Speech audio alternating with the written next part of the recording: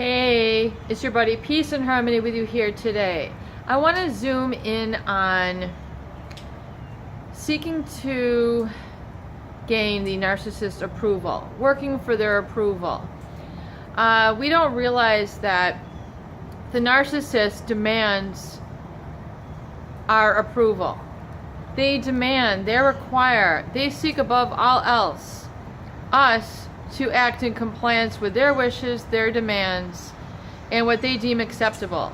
So they might have a certain standard, they might have a certain way that they want things done, and this generally will be in a manner that is disrespectful perhaps to you as the target. So whether it's having unrealistic expectations, wanting too much, requiring too much of your attention, practicing dangerous sex, partaking in lewd behaviors in public, public displays of affection where you don't feel comfortable. You know, they've got their hand on your leg underneath the table and they're kind of like rubbing you inappropriately. I mean, these are all ways that they seek to break down and violate your boundaries.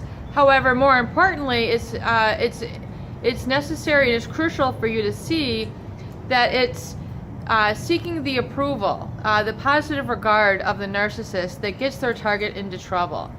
The narcissist target tends to guess at what normal is. They start to lose touch after the brainwashing, after the gaslighting.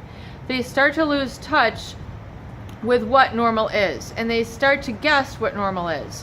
And rather than question the behavior, rather than question the relationship, they tend to go with the flow. They tend to go with the narcissist abuse, thinking, well, this is how it's naturally going to play out.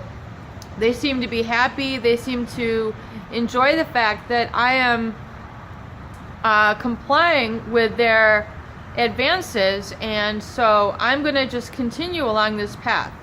However, what ends up happening, just like getting addicted to a drug, the narcissist and the psychopath will push the boundaries further and further and further, getting you more addicted, stirring up more of your oxytocin, more of your serotonin, pushing you more and more and more to the point where you're engaging in dangerous sexual behaviors, irresponsible behaviors, losing sight of what's important to you, becoming isolated solely to the focus on them, the narcissist in the relationship.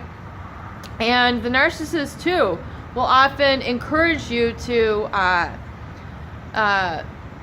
deter you from your work, deter you from your regular schedule, your regular routine, your workout schedule. They'll try to minimize all that you have going in your life and try to make it seem like it's not that important and that it's really our love relationship that's most important. This is how the brainwashing can really get into dangerous and catastrophic proportions. The narcissist and the psychopath will push the boundary to the point where people are having sex in cars, in offices, in very risky situations where they can risk being arrested. You know, the psychopath and the narcissist, they're not really concerned very much for, their reputation or yours. I mean, the psychopath feels that, and the narcissist feel that they're entitled to whatever they want. And remember, the narcissist and psychopath are on a similar spectrum in the DSM-4R and 5. Basically, it's a cluster B personality disorder. The psychopath has it to such a huge degree that they actually lack a conscience, and so they'll really push things quite a ways. When you hear about strangulation, people dating somebody and then their boyfriend or their girlfriend strangles them as part of an erotic move and then ends up going too far. These are all generally unwanted advances of the narcissist or the psychopath pushing the boundaries of their target and their victim. And it is losing sight of what that normalcy is that can be so hazardous.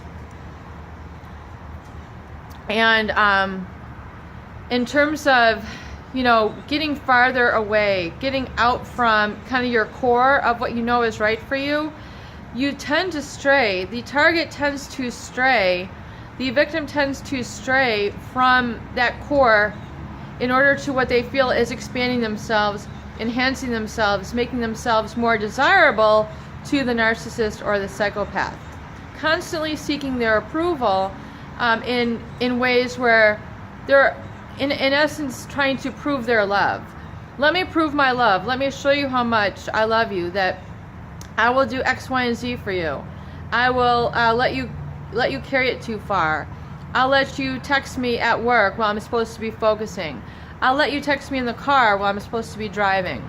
I'll let you put your hand in inappropriate places while we're in a public place or in a meeting or at a family event, when it's clearly socially unacceptable, not politically correct.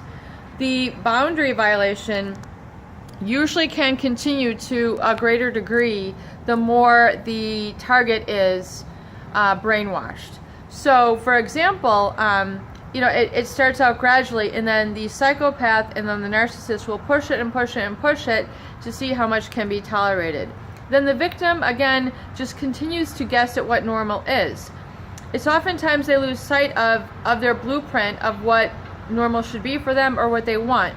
They completely lose sight of what they want. They get caught up in this vicious cycle and are unable to focus, unable to come back to really pleasing themselves, and instead seeking just to win the approval of the narcissist. A very, very dangerous and hazardous cycle. Peace and harmony with you here today. I hope these videos help. Please share, please subscribe for more great tools, videos, discussions, and support.